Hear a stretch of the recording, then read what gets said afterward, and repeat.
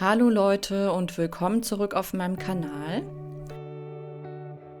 Ich hoffe, euch geht's gut. Ich habe heute mal wieder ein schönes Malvideo für euch mit beruhigender Musik. Und hier ist auch schon die Skizze für das Bild, was ich gleich in groß malen werde.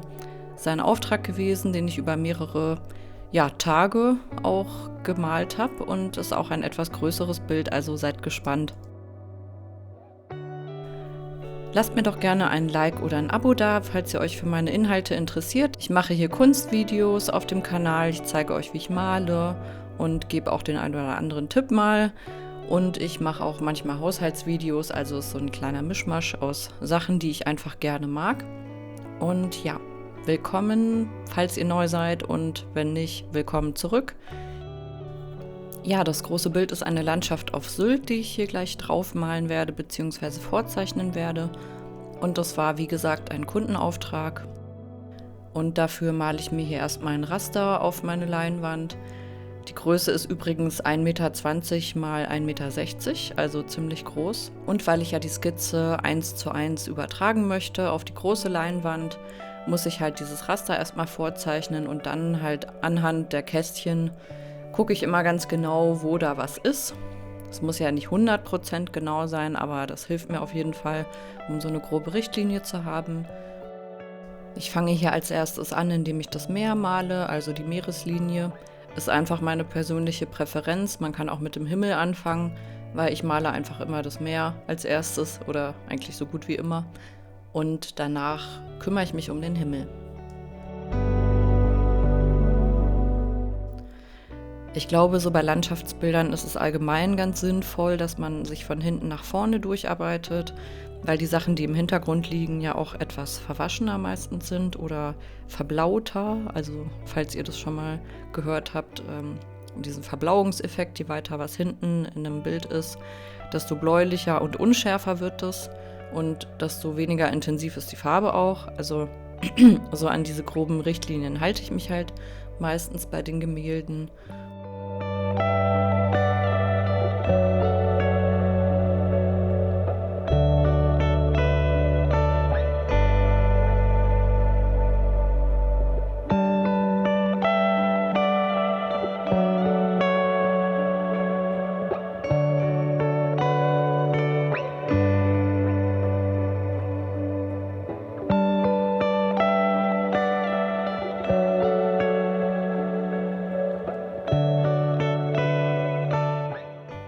Ich habe jetzt hier auch mal was ausprobiert, was ich nicht so oft mache. Und zwar, dass ich die Farbe so auftupfe, weil es ja auch eine sehr große Fläche ist, die ich füllen muss. Und da weiß ich ja vorher mal nicht 100%ig genau, wie viel Farbe ich brauche. Deswegen habe ich mir da einfach so aus Weiß und diesem Cyanblau so ein paar Tröpfchen quasi drauf gemalt und die verblende ich dann. Und gucke mal, wie mir das gefällt. Aber ich glaube, es wird gut.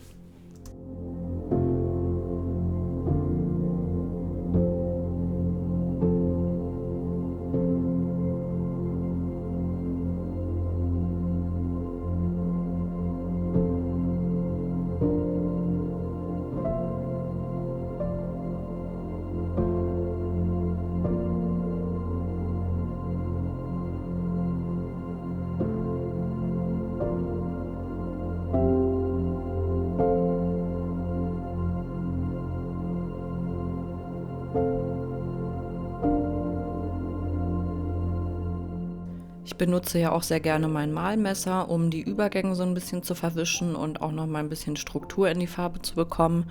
Wichtig ist es dabei auf jeden Fall, dass man schnell arbeitet, weil sonst ist die Acrylfarbe ruckzuck in die Leinwand eingezogen und man kann es nicht mehr bearbeiten. Also ich meine, hier ist es natürlich jetzt im Zeitraffer, aber ich bin da schon immer sehr fix dabei, das dann auch direkt im Anschluss zu machen und nicht vorher noch irgendwas anderes zu malen.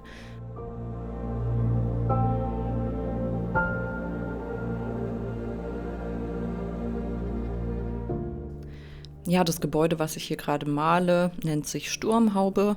Das ist ein Restaurant oder auch Hotel, also mit Übernachtungsmöglichkeiten und eine Bar in Kampen in dem Nordseebad, was ich hier male. Und meinem Auftraggeber war das nun mal auch sehr wichtig, dass das mit drauf ist. Hier ist auch der Leuchtturm noch rechts mit drauf, den ich dann nach und nach in Ruhe ausarbeiten werde. Und dann kommt halt auch die Heidelandschaft schon, mit der ich jetzt hier anfange. Und ein Radweg, das ist auch ganz wichtig.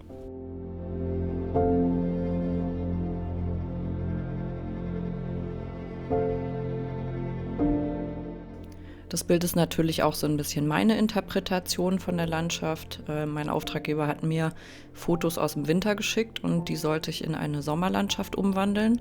Und es sollte halt auch diese blühende Heide mit drauf, das war eben sehr wichtig. Und auch eben, wie gesagt, diesen Fahrradweg. Und deswegen habe ich da eine Skizze erstmal angefertigt, mit ihm abgesprochen. Und als nächstes geht es halt an die Umsetzung, was ja auch immer sehr spannend ist, weil so als Gemälde ist es natürlich auch immer noch mal was anderes, das in groß zu malen, als jetzt nur auf so einem kleinen Format. Aber mir macht sowas mega viel Spaß und ja, ich finde ja diese Landschaften selber toll. Also ich könnte da direkt gerne Urlaub machen.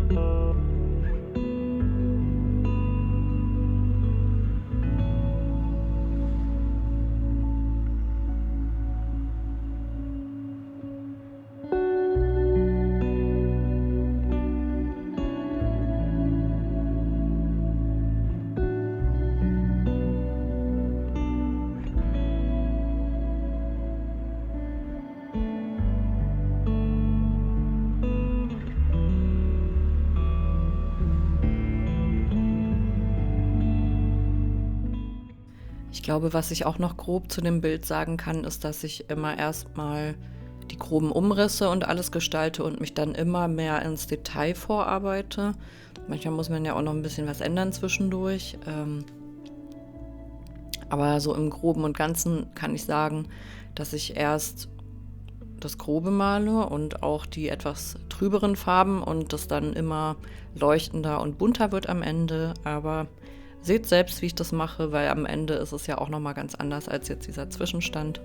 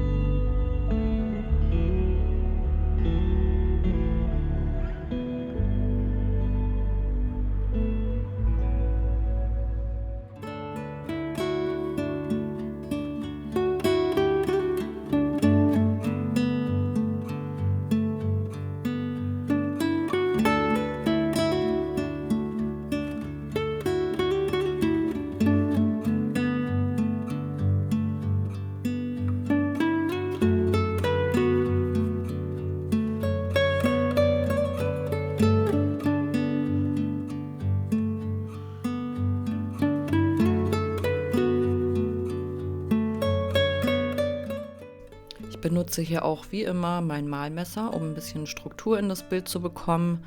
Und auch hier, genauso wie beim Himmel, was ich schon ganz am Anfang gesagt hatte, muss man darauf achten, dass man sehr schnell das Ganze einarbeitet. Und das mache ich jetzt hier gerade, weil es gibt einfach nochmal so ein bisschen mehr Textur und gerade diese Gras- und Heidelandschaft, die im Vordergrund liegt, die muss ein bisschen detaillierter sein und auch etwas ausführlicher bearbeitet werden, sage ich jetzt mal. Weil was im Vordergrund liegt, ist eben deutlicher und auch wärmer von den Farben her. Also je weiter hinten man im Bild ist, desto kühler und trüber werden die Farben und desto bläulicher auch. Und das, was vorne liegt, ist halt etwas detaillierter. Das sind so die groben Regeln der Landschaftsmalerei. Ich mache das natürlich hier auch so leicht impressionistisch. Also ich mache das nach meiner Fasson. Ich muss es jetzt nicht hyperrealistisch malen oder so, weil ich mag halt einfach dieses Weiche. Ich mag dieses Softe. Ich habe auch ein Video dazu gemacht, wo ich meine Inspirationen hernehme. Und da sage ich zum Beispiel auch, dass ich sehr vom Impressionismus inspiriert bin. Ich war auch letztens auf einer Ausstellung und habe mir da alte Gemälde angeguckt und ich finde es einfach und fand es auch immer schon sehr faszinierend und ja, wunderschön, mit welcher Leichtigkeit man halt diese Landschaften malen kann und dass halt dieser Eindruck und diese Atmosphäre so perfekt damit rüberkommt und ja, ich liebe das einfach.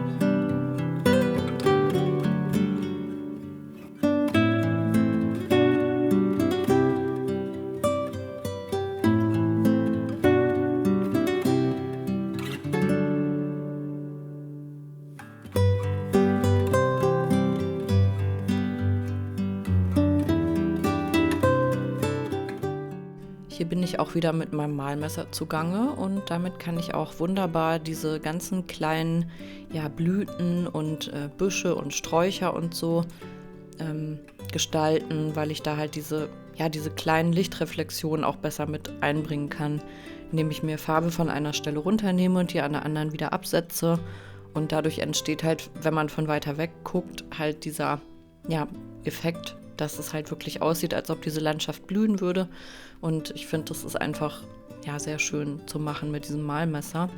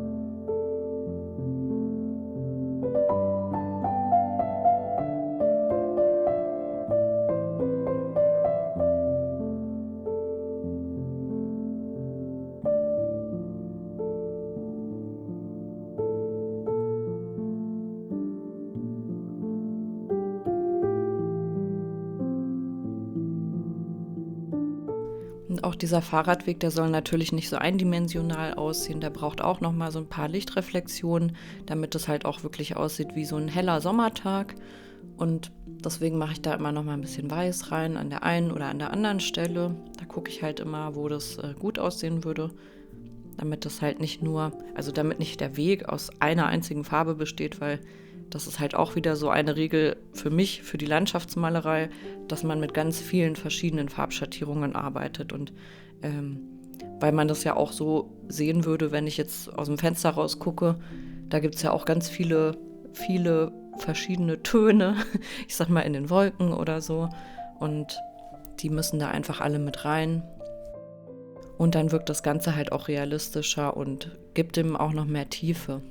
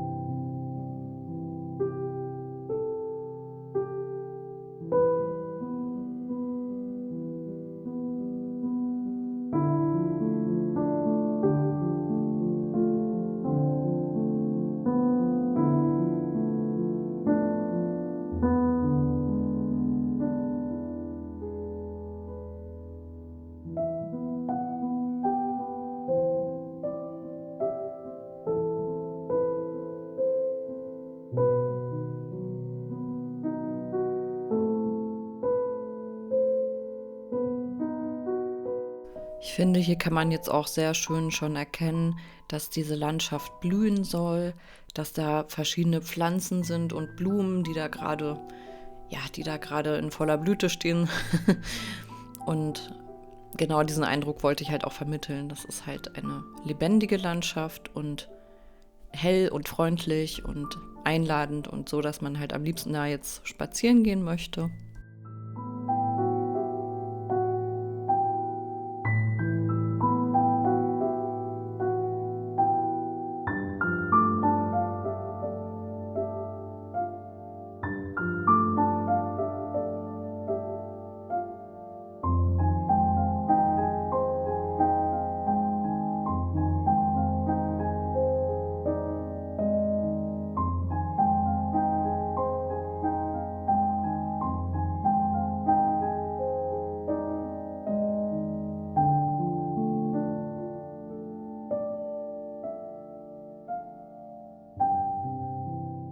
Dann bemale ich natürlich auch immer die Seiten, das ist mir auch ganz wichtig, damit der Übergang von vorne zur Seite auch da ist, weil man hängt das Bild ja dann auch an der Wand auf und sieht es auch von der Seite.